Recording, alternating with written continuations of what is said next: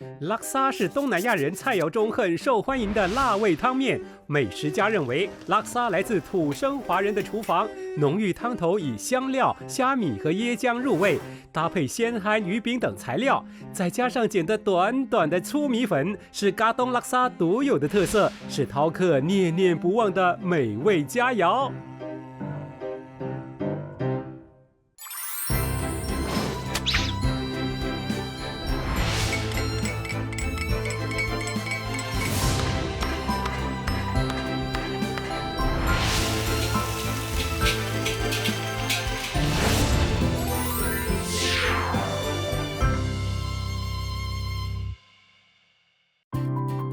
小贩学院保留传统味道，打造新兴小贩。心宁啊，随着时代进步呢，我们的传统味道可以说是一点一点在流失哦。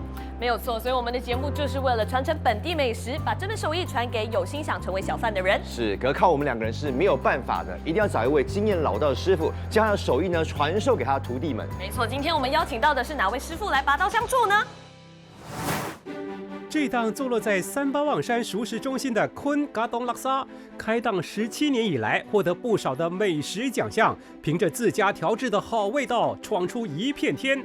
老板王振坤原是商人，但为了追逐当小贩的梦想，毅然放下生意，拜师学艺，单纯想做出一碗好吃的拉萨，终于研制出属于自己的独门秘方。而王师傅历经无数的挫折和磨练，档口打响了知名度，让食客味蕾留香，就是苦心经营的成绩。每次看到食客吃得开心，那就是我最大的满足。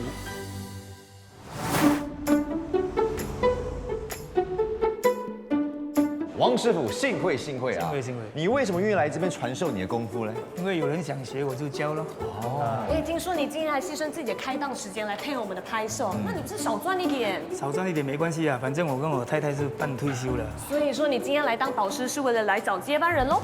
也可以这么说啊，要看他们的造化啦。好，两位徒弟，你们准备好接招了吗？我是vin森，是一名小贩助手，也是个住家男。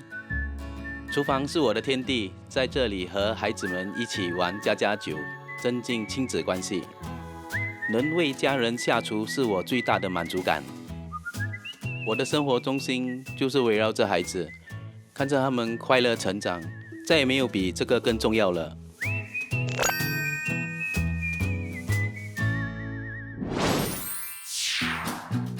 我是 Jessie， 为了追求自己要的生活。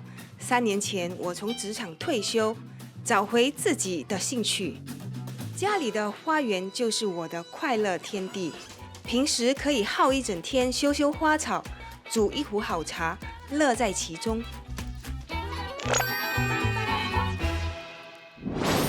欢迎两位徒弟。哇，看来师傅今天可以放心了，2位徒弟都会下厨呢。那可以早一点下课喽。是。那 Vincent 呢是小贩助手嘛？那 Jessie 就了解家门口有一个花园啊，想吃什么就自己摘是吗？是啊，所以今天呢，我就特地带了家里种的蝶豆花茶来孝敬师傅。这有什么功效啊？这个可以提高免疫力。你看人家带这个蝶豆花茶，那你谢谢 Vincent 有带什么？我什么都没带了，我就带了我这颗心。哎呦，油嘴滑舌哈！好，马上来上课吧。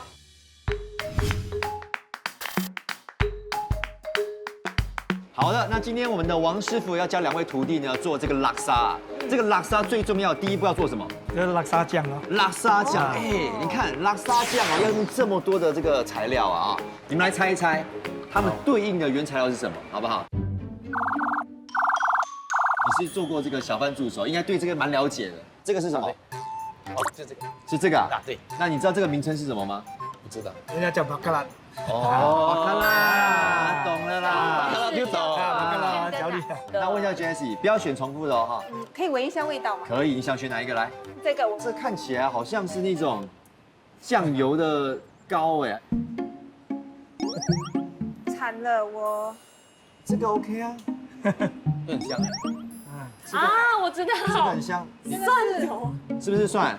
对啊，把那原色为什么这么深啊？它搅出来是这样的嘛。搅出来是这样啊。原来如此。像你们是有下厨的经验啊，怎么会对这个材料不是那么了解。基本上我们每天在家里煮家常便饭的时候，都比较少用到这些食材。哦，虾米你没有放在这个酱料里面。啊，这个我们是买现成的，比较新鲜一点，拿来搅脆了才加下去。这虾米已经洗好了。要多碎，不要脆，不要怕，你可以这样摇一下，它的全部都还要咬一下。OK， 好 OK， 这样可以了。这个虾米是主要它的味道是在香的，这个是它的秘方啊。难怪这么这么香。漂亮啊，闻看很香的。虾米的香味啊。OK， 所以现在我们也开始翻炒了嘛。凉的精凉的才炒过。哦，还要量很精准啊。对啊。哦，那你来量。对啊。OK， 首先我要放个蒜泥。蒜泥。拉萨的用料非常多，必须遵循所有材料的黄金比例，平衡每样食材的味道，才能煮出香浓味美的汤头。拉沙酱哦，要用这么多的这个材料啊，你们要不要记下来哈？哎，杰西有带笔记本哎，不错哦。这个需要多少呢？ 250。要记这么多的食材和分量，也难怪 JC 要不停地抄笔记。但另一位同学怎么两手空空的呢？那林森呢？我有带脑袋心来。你口分记得了吗？这么多种还要记它的称量哎。可以啦。我习惯用看的来学东西，因为会比较专注一点，所以要写要看，要写要看，我就会忘了。先热锅先啊。好，烧了就可以下油了。师傅，油大概需要多少呢1litre这样，1公升的。因为油太多太少都不行。你等一下看，如果你炒的时候不够，还可以再加一点。这个就要看经验了啊。对。那我问一下两位徒弟，你们私底下有做过拉沙吗？没有，第一次啊。第一次。哇，好多东西要学啊。我们先下把它酱啊，就把它这样整个放下去了，捏碎，要捏碎。这个把它先要煎到什么程度呢？下去大概2、3分钟就可以了。大家有嗅到它的味道吗？有啊。OK， 还有下虾米啊。虾米。这个下好了，我们就先下蒜蓉。这个都要跟着那个顺序，还是哪一样？一样掺在一起也是可以，不过它先跟虾米要先下。这样大家要炒多久？大概40分钟了。哦，这么久。啊。拉萨酱烹调细节繁琐，食材缺一不可，关键是在过程中的爆炒和火候的掌握。师傅，所有材料下锅了以后，是不是一定要不断的搅拌呢？对，一定要搅拌，不然它会烧焦哈。啊。好的。师傅，那现在这个程度，我们还需要再加油吗？不用了，搅不动了，你可以加油。现在还很松嘛啊。哇，那烧味都出来了哎。啊，对哦，闻到了，香啊。哎，王师傅，你这个拉沙酱哦，煮好之后啊，是不是再掺水哦？你这个拉沙就差不多完成。人家煮是水滚了，那个料放下去煮，我是不同，还有加那个高汤啊，那就是秘方哦。难怪王师傅煮出来的拉萨别有一番风味。是不是先要把这个拉沙酱放进高汤里面？这样放下去啊。好，滚了，我们下椰浆先啊。好，要放多少啊？大概1公升这样。 1公升。这个椰奶一加下去哦，那个拉萨感觉就出来了。对。对啊，颜色也变了。好。除了椰香浓郁的汤头，加东拉萨的另一大特色就是简短的粗米粉，让顾客可以不用筷子，只用汤匙享受热腾腾的美食。在烫米粉前加上新鲜美味的配料，淋上汤汁烫熟，一碗道地的加东拉萨就完成了。师傅，这个勺子我好像没怎么看过哎，去哪里买的啊？这个要定做的，自己发明的。为什么你要那么多洞在上面啊？因为你拿那汤汁的时候，它的那些料啊比较粗的会跑进去，葱毛什么都渣的。哦。师傅毫无保留传授秘方，而徒弟能否将这碗美味拉萨原本呈现呢？这就有待考验啦。我很喜欢哎，有吃它吗？它的拉沙味很浓郁，但是呢不会太辣，小孩子都敢吃。对，老少咸宜耶，老少咸宜，对。我觉得加了拉沙叶的味道更不一样哎。啊，更不一样，对，有香味，一直在口中这样环绕着。汤汁看起来虽然好像挺稀，可是味道却非常的浓郁。这个跟我以前吃过的拉沙的味道不一样啊，它有那个香味，会拍马屁，很好。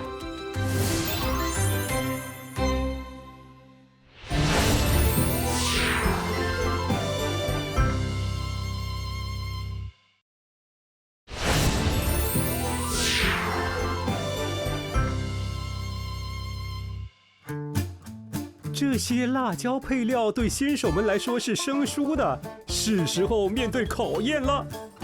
咖喱300，哎，你确定拿对吗？你这个小红葱头嘛是阿年对不对？应该是250克。哇，来，错了，来。哎呀 ，Jessie 呢虽然有做笔记哦，但是还是认不出那个材料，把材料搞错了，所以还是要多练习啊。有一点疏忽了，最终我还是用嗅觉来辨认它们。确定哦。对。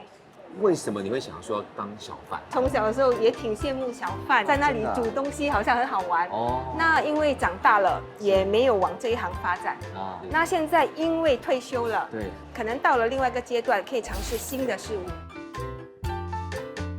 会紧张吗？会，老板在看，就是因为他在看我更紧张。没事，来，我们来第一样你要做什么？蒜头，300。OK。其实你现在是小贩助手嘛？对。为什么想要来做老板啊？就想要有自己的一个事业咯。所以平时你做小贩助手的时候，你有没有去偷偷记老板的做法？老板都不教的，他就叫你自己做，自己看，看会就是你的。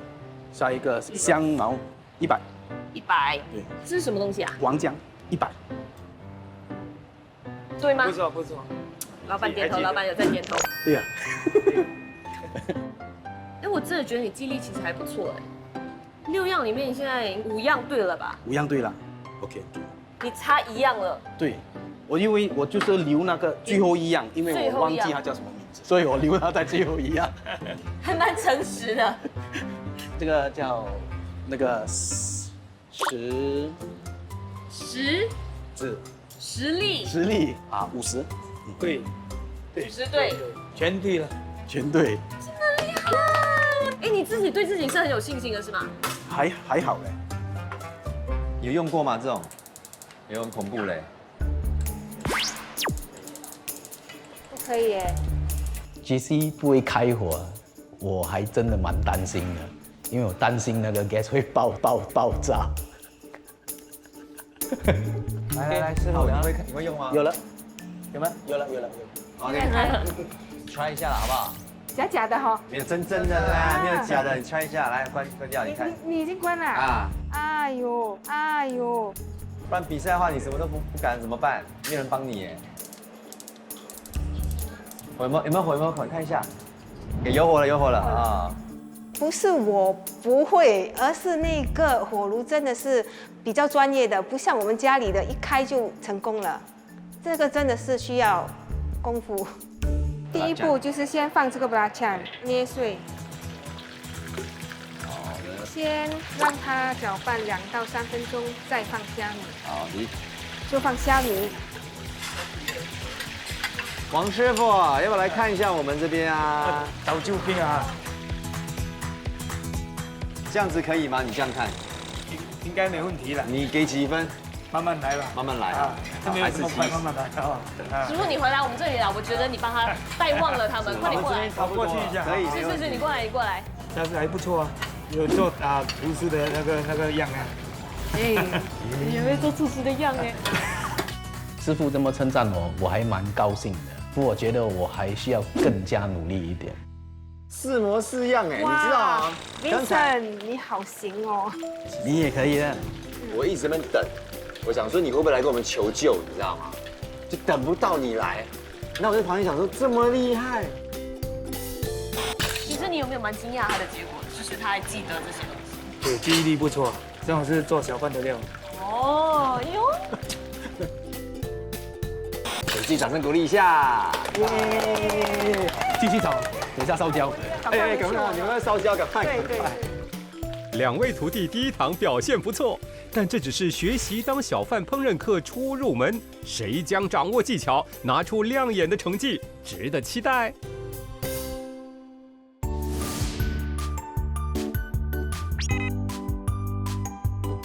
王师傅，你带我们来巴沙做什么？我们来选虾米哦。虾米有很多种对不对？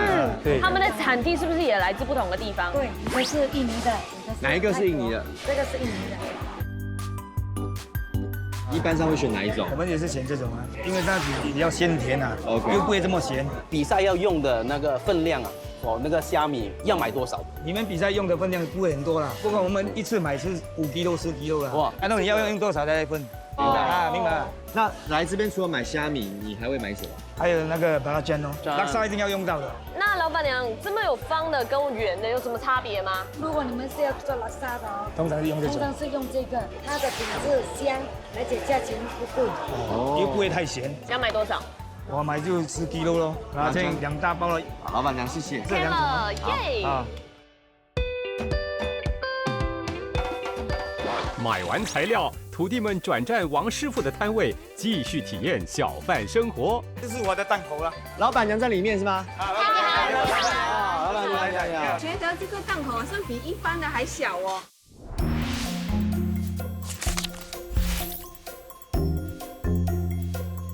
让2位徒弟进去感受一下。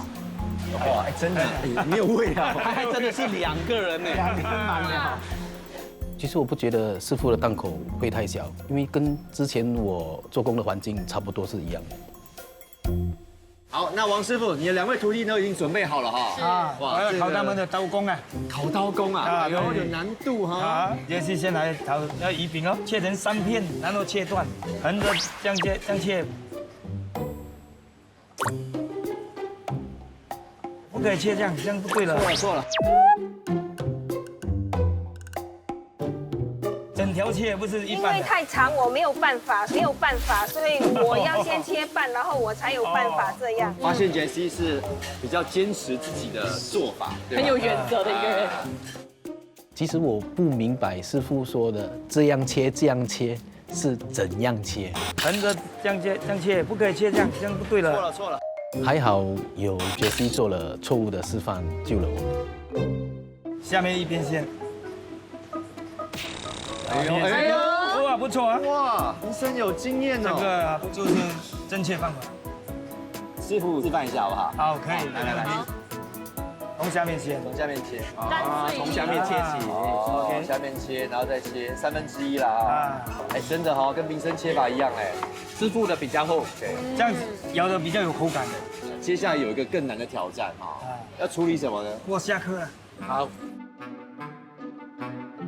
每一样配料都关乎卖相，处理起来一点儿也不能马虎。 2位徒弟表现都不错，不错。师傅，刚才我去拿那个虾的时候啊，那个水是冰冰，因为我们这虾煮了上来的时候要过冷水，还要加一点冰块，给它比较有韧度，咬的比较有口感。那上一次师傅交代的那个拉萨酱功课有带来吗？有。哎，女生呢？忘带了。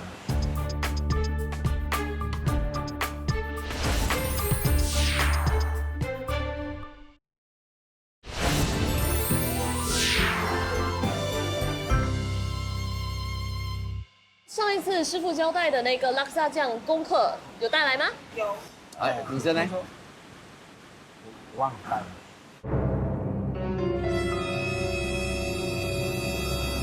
你是说你忘了带，还是你忘记做？忘记带。所以你有做吗？有，我今天赶着出门了，我要带孩子上学了，然后赶过来。其实也不是借口了，师傅怎么办？一个有，一个没有。那民生你觉得呢？我可以借给他。 真的吗？借给他也没有用，他煮出来是你的味道，他要用他自己的。好的。其实像师傅做小饭哦，真的不能够忘记带。比如说你忘记带什么食材啊，糟糕，那一天就不用做生意了。缺一不可啊。啊。所以我觉得他就是没有带嘛，没有带的话，那你就只能在旁边罚站哦。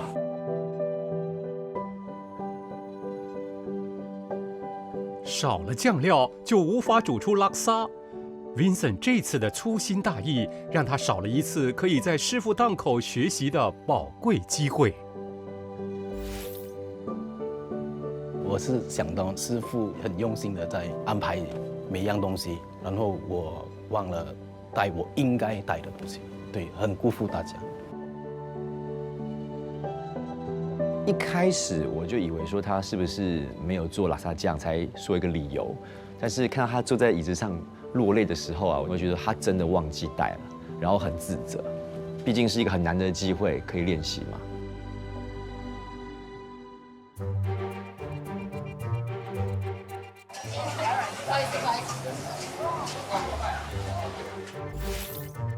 我们们在拍摄的过程当中啊，其实有很多食客啊，都会有询问说，到底今天这个拉萨摊位有没有营业哦？可见王师傅真的是为了要教导我们2位徒弟呢，牺牲了一整天呢可以营业的时间。第一次在摊位试煮，难免有些生疏，但这绝对是体验当小贩的好机会。OK， 关掉了，关掉那个关掉。师傅，如果比赛哈你不在哦，那他这样子会有点危险哦，会不会？因为它那个火候它不懂怎样控制，滚过度，它的椰浆的蒸发了就不会香味就不在了。虽然不熟悉摊位的厨具，但 Jessie 谨记师傅教导的步骤，按部就班，自己亲手烹调的第一碗拉萨顺利出炉。好的，我们来试一下 Jessie 煮拉萨。耶！开始吧。Jessie 的拉萨卖相不错，就不知道煮出来的味道和师傅有几分相似。味道不错啊，还不错哎，好吃。我觉得跟师傅做的有7、8成像。是。有什么地方你觉得再改进可以更好？是。应该是不错了啦，还可以慢慢再练习一下。好，有接近了。有接近了哈 ，OK 啊。我自己也觉得很满意这个味道。哇，好有自信。是，加油啊！今天的味道稍微有进步，那我相信在经过多1、2次的训练，我觉得应该味道会更好。Jessie 煮拉萨大受赞赏，此刻 Vincent 心里不是滋味，因为原来在同一个起跑点，今天却退了一步。因为失误错失在档口练习的 Vincent 积极在家温习，精神可嘉。那天师傅没吃到，我也不知道说我做的怎么样。如果有机会的话，准备给师傅吃。有机会的话，当然是最好的。如果是说有机会准备给师傅，今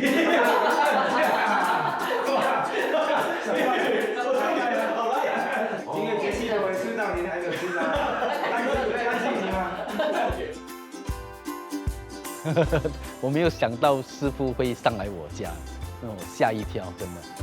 你们晚点上来哦，我忘了，我不懂要做什么，我忘记我刚才做到哪里。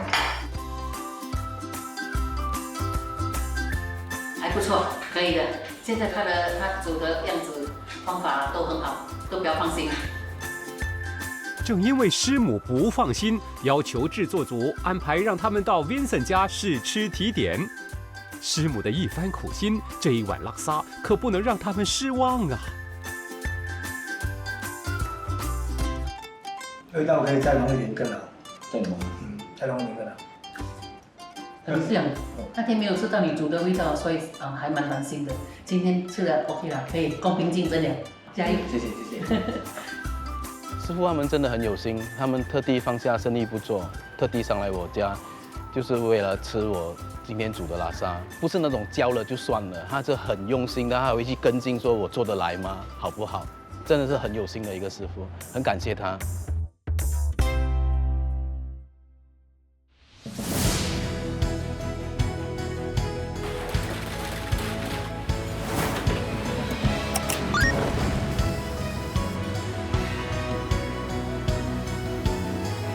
看到名声在里面。Jessie 呢？啊 ，Jessie 还没到吗？还没，他有联络你吗？电话？没有。几点了完全就消失了。 ？9点23分了哎。我们是约9点。那迟到就是不对嘛，关键是 Jessie 又迟到那么久，然后也没有给我们一通电话，所以我们也会担心啊。我是觉得他会给王师傅留下一个比较不好的印象。有点迟了嘞，现在9点半了。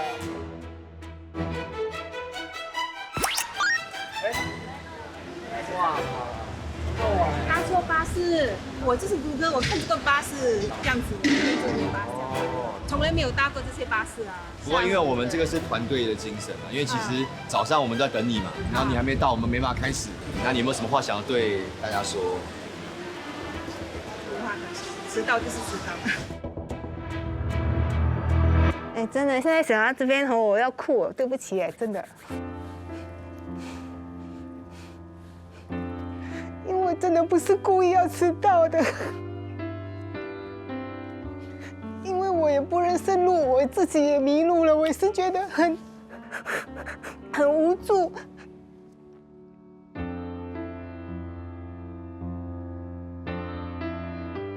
所以我自己也是感到很抱歉，可是我真的不是故意的。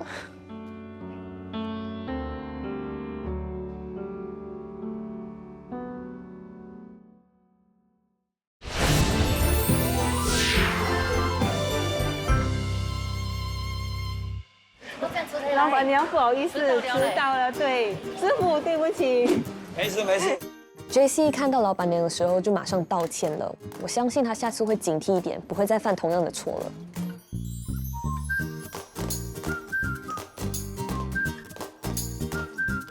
这爸爸才有力做工啊，师傅的爱心拉萨。吃饱了接待顾客的时候，也要以笑容接待顾客。OK， 文生你笑一个给我看。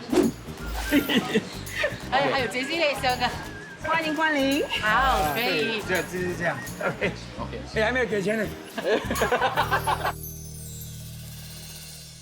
就快开门做生意，师傅不放心，千叮咛万嘱咐，而 Vincent 自动自发、亲切待客，表现不赖。哎 ，Hello， 辣椒跟那个都要。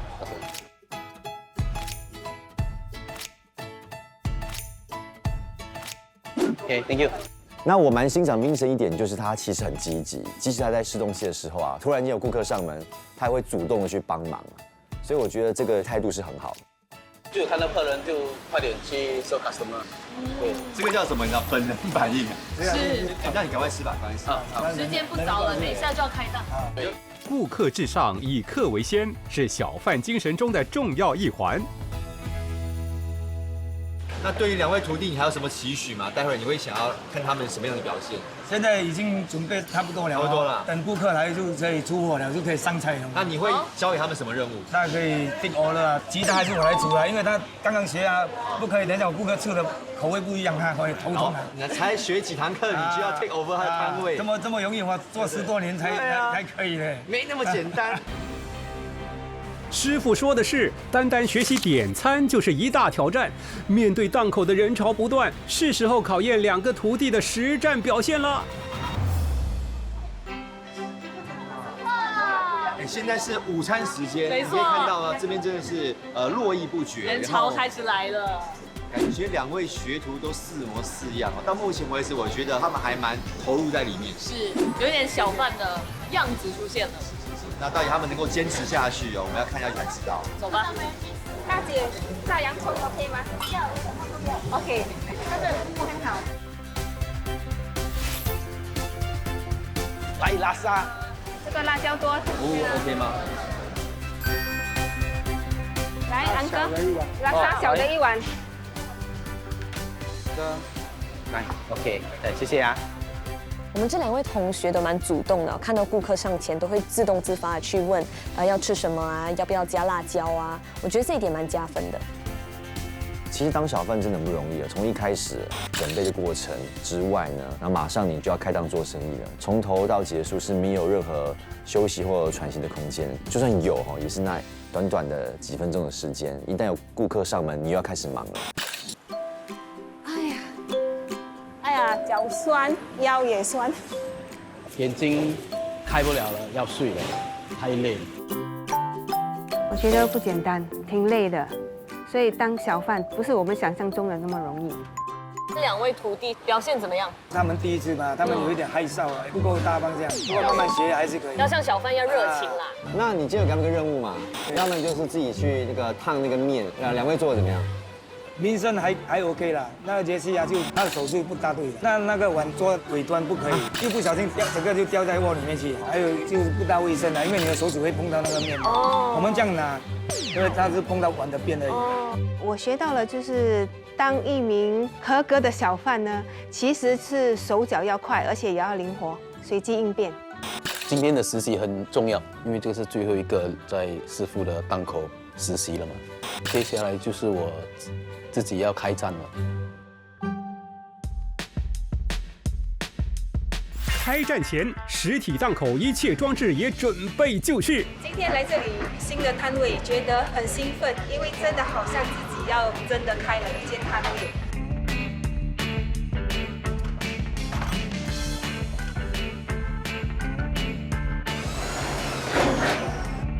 吃了要 happy。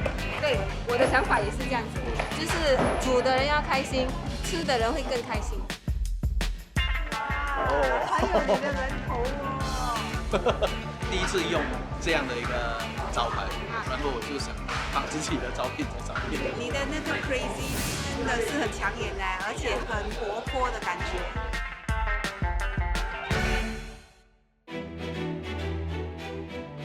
终极比拼就在今天，2位徒弟起早摸黑到场准备，这场龙争虎斗，谁将脱颖而出？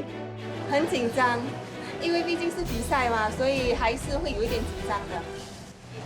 再 double check 过一次，看东西全部有没有带。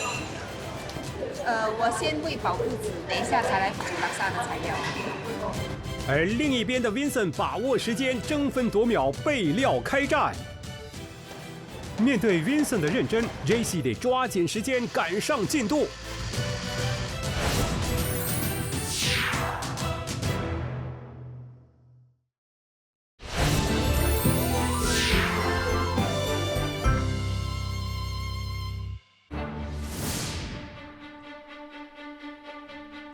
是的，我们2位徒弟呢都已经如火如荼的准备当中啊，这里就可以闻到拉萨的香味。有哦。哎，心怡，你有没有发现这里的小贩啊，感觉都蛮年轻的？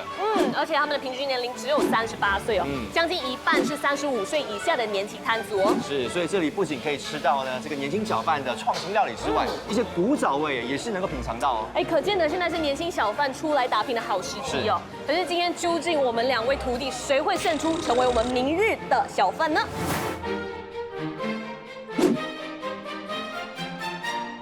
哇，经过了几个礼拜努力呢，我们2位徒弟啊，终于要开档啦！没错，我们现在就看到招牌都放上去了，一个叫快乐拉萨，一个叫 Crazy 拉萨。哎，是，听说那个招牌一放上去之后呢，就有人要询问说能不能够来这边吃拉萨。Hello， 我要买拉萨。哦，我们还没有准备好哎，因为这个是一个比赛。好。很惊讶，也很开心，应该是因为我的招牌的那碗拉萨看起来很可口，吸引了他吧。2个徒弟一早进入备战状态，没有片刻休息，双方都在准备拉萨叶。只是 JC 的看起来有些不对劲儿。不会太碎啊？不会啊，因为我觉得吃起来比较顺口。比较顺口。对，然后它的味道也比较入味。师傅的是这么碎吗？还是他的再粗一点点？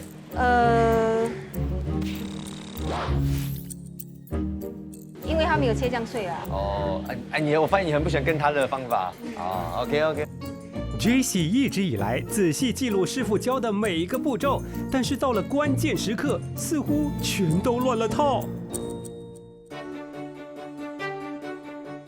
对面的 Vincent 埋头苦干，按部就班，为终极比拼做最后冲刺。怎么样？今天准备如何？辣椒刚刚炒好，我看一下，你速度太快了吧？那你高汤呢？高汤煮好了，也好了。也太快了吧！来，心怡过来，我们第一时间来看一下。哇，对啊，有香味了，有香味。对。现在等那个酱，拉萨酱全部下去就 OK 了。那你就只剩下备料。那走，我们去喝杯咖啡了。走。相比 Vincent 的手脚利落 ，JC 这才刚要炒拉萨酱，显然落后了许多，让人为他捏冷汗。我觉得我的进度有点慢。因为我还没有烫豆芽，我还没有切鱼饼，我还没有烫虾。OK， 那你的高汤做了吗？高汤正在煮。为什么你放这么多斑斓叶啊？对，因为这个斑斓叶是我自己种的嘛，不拿白不拿。这样你不怕你待会的那个味道跟师傅的不太一样？不会，因为待会还要再加水呀，再加椰奶呀，稀释掉。对。我一看到 JC 煮的高汤，我瞬间傻眼，它需要那么多的斑斓叶吗？为什么你的酱有点颗粒啊？它不是糊在一起啊？就是有那个虾米的口感。但是今天我们比赛不可以有另外一番风味，对呀，要跟师傅一样哦。对呀。JC 临场我行我素，以自己的方式烹调，比赛标准可不是以创意取胜哦。嗨，老板娘。问一下，此时此刻的心情是有一点紧张了，不过你也会紧张哦。对，看他们，因为是我叫的，要他们煮好。那你想要先看哪一位的班？是看民生的先来好。来看看是谁来了。哎，师傅，哦，来，给师傅看一下，有辣椒，嗅一嗅，闻一闻。哦，够香。还有一个重点啊，高汤啊。是。看一下它加的材料啊。有没有闻到？有没有闻到？有味道。哎，其实哦，今天来到这边，师傅还有一个小小的东西要交给你们。这是要送给你。师傅送我那把勺子，我还蛮意外的，给我了更大的鼓励，还有更大的信心了。师傅有没有发现他招牌放他的照片啊？对啊。用他的脸来当招牌，你也太不要脸了吧！真的，师傅都没有放他的照片，你放你自己的照片。因为就很空那个招牌，然后你就单放一碗拉沙在那里，就也没什么特别嘛。但是你的对手就只是放了一碗拉沙而已，你这样不就是在讲他的很空吗？你太针对了吧你？对啊。师傅问一下，因为刚刚在里面不方便讲太多。刚刚有看到什么拉沙酱啊、高汤啊、配料啊，你觉得这些颜色浓稠度怎么样？都不错了，都有好像跟着我的前期跟着啦，蛮不错的啦。哦，这样是很稳的。对，稳不稳？我们看下一位来知道，好不好？我们看看另外一边 Jessie 怎么样啊？做的怎么样啊？还 OK 啦。一来到 Jessie 的档口，大家的神色突然变得有些凝重，到底发生了什么问题？哎，你用这是什么虾？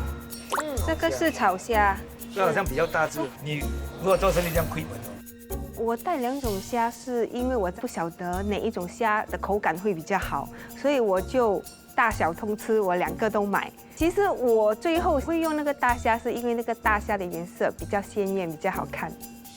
这个是主角哈。这个拉沙酱油太少，要多一点啊。当然你不要太多了。然后那个一包一包的是什么东西来的？一包一包是虾米。你应该跟着师傅的方法这样散开它，不要会臭味。Jessie 熬高汤的时候啊，虾米是全部放在一个袋子里面的，这个跟师傅的做法是完全不一样的。所以当时我是很惊讶，说，哎，为什么他会有自己这样的一个想法跟做法？你还是要照师傅的方法做哦。好，到最后就要看谁的味道跟师傅的是比较接近。最主要是要炒出我的古早味。因为我们这个节目呢，一直强调，不管是味道还是做法呢，要跟师傅是一样的。我只是替 JC 捏一把冷汗哦，我真的不能理解，当初他把笔记写得这么勤快，最后他却没有照着师傅的步骤去做。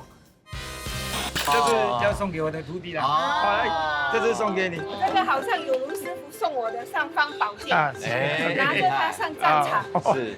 原本以为说只是他借给我们用，没想到真的是送哦，所以真的很感动，也很感恩师傅的这份心意。我去买冰泡那个虾。我第一天来的时候，我已经看了后面有水滩，然后可以在后面跟他们买。那天我有问了师傅，蒸那个虾的水这么是冷的，冰冰的。刚才我去拿那个虾的时候啊，那个水是冰冰的，因为我们这个虾煮了上来的时候要过冷水，还要加一点冰块，给它比较有韧度，咬的比较有口感。比赛时间进入倒数 ，Vincent 已经煮好拉沙汤头，气定神闲。而 Jessie 这边怎么还在炒拉沙酱？因为刚才师傅说有点干，油不够，所以我现在加多一点油，然后再翻炒一下。好不容易 Jessie 的拉沙汤头总算完成了。哎，这个时候怎么会有人特地到场帮忙试味道 ？OK 吗？有点咸哎，少咸啊，就是加多一点水啊，加点椰浆。Hello， 你好，这位是？我是他的姐姐。哦，这是姐姐，你好，幸会幸会。哇，特地来捧场是吗？对。今天只有你一个人来吗？还有我妈妈。妈妈，嗨，你好。哎，你要给她试试看吗？也可以啊。哇，妈妈你好 ，Jessie 自己做的，你试试看。味道怎么样？有一点咸，因为还没有放面嘛，面是淡的，就可以中和了嘛。咸跟淡就可以 balance。对。有没有什么打气的话对他讲？你是最棒的！哎呀！家人的鼓励让 Jessie 信心倍增，但今天他得为师傅呈上这段时间努力学习的成果。来，师傅来吧，好，吃吧，试试看。汤少了一点。对，我也是觉得汤有点少哎。师傅，你觉得 Jessie 做的这个快乐拉沙味道如何？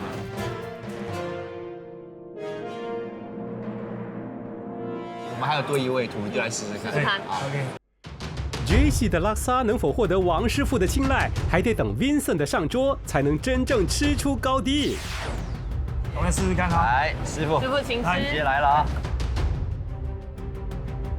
这碗民生的 Crazy Laksa， 有没有让你有 crazy 的感觉？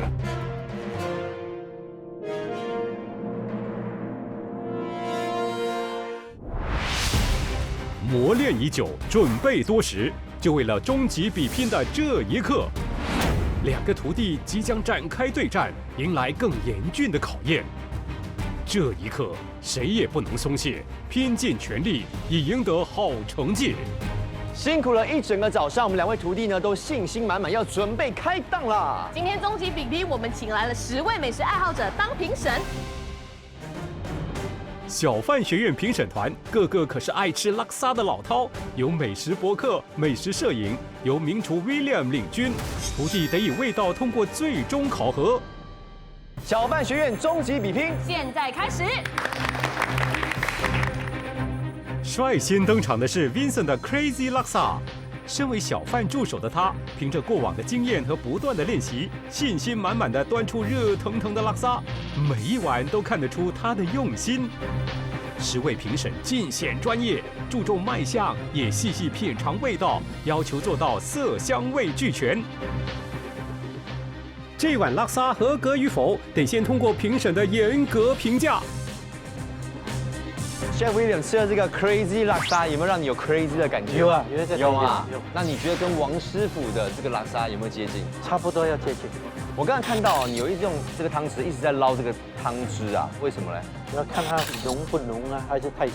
OK， 那你觉得它有达到你的标准吗？有达到我的要求。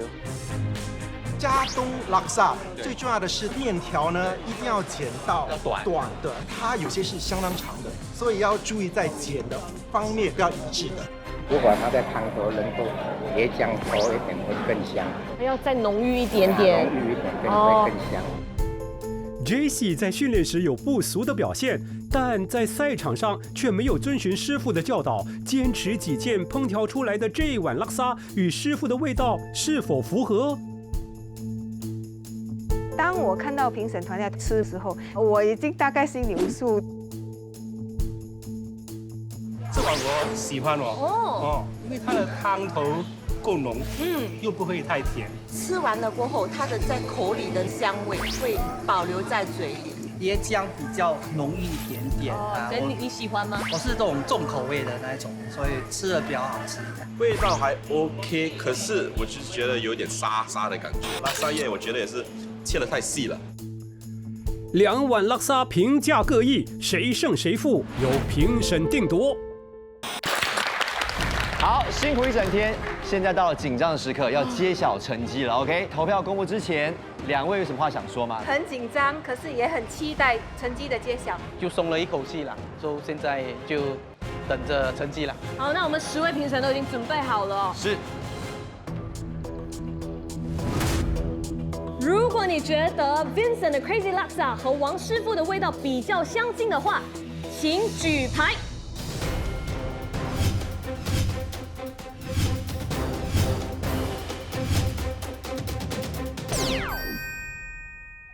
那 Vincent 是以8票获得32分哦 ，Jessie 是以2票获得8分哦。恭喜 Vincent， 目前暂时领先而已，因为还有60分呢，是掌握在我们王师傅手里了，请揭晓。其实我自己心里已经有数了，比赛就是有输跟赢嘛，因为毕竟只有我跟 Vincent 2个人，不是他赢就是我赢。其实压力很大，我没有信心，我其实是觉得是那种50-50吧。哇哦哇哦！哇哦 ，Vincent 获得40分 ，Jessie 获得20分，所以加总是72分，恭喜 Vincent！ 哇哦 ，Vincent 72的高分啊！谢谢师傅 ，Jessie 表现也不赖啊。好，我们请王师傅啊为他别上这个胜利的勋章。恭喜 Vincent 获得新加坡环境局奖励的培育新手小贩摊计划。通过这个计划，你将直接获得摊位，而且成为这个真正的小贩。我很开心，我的努力没白费。现在我离我的梦想更靠近一步了，我一定会努力做个成功的小贩。我觉得今天我会输的关键呢，是因为我没有一边下料的时候一边试味道，我是已经下完了我才来试味道，这一点是我承认是我自己的疏忽。好，也要谢谢我们10位评审团，谢谢。小贩学院保留传统味道，打造新兴小贩，任务成功。谢谢，恭喜恭喜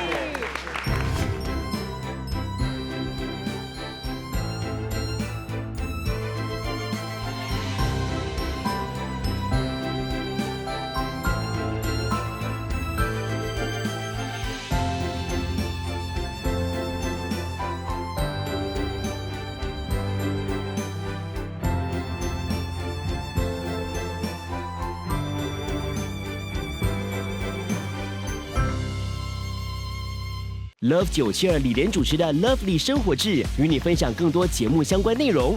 本周美食介绍也会刊登在巴士界。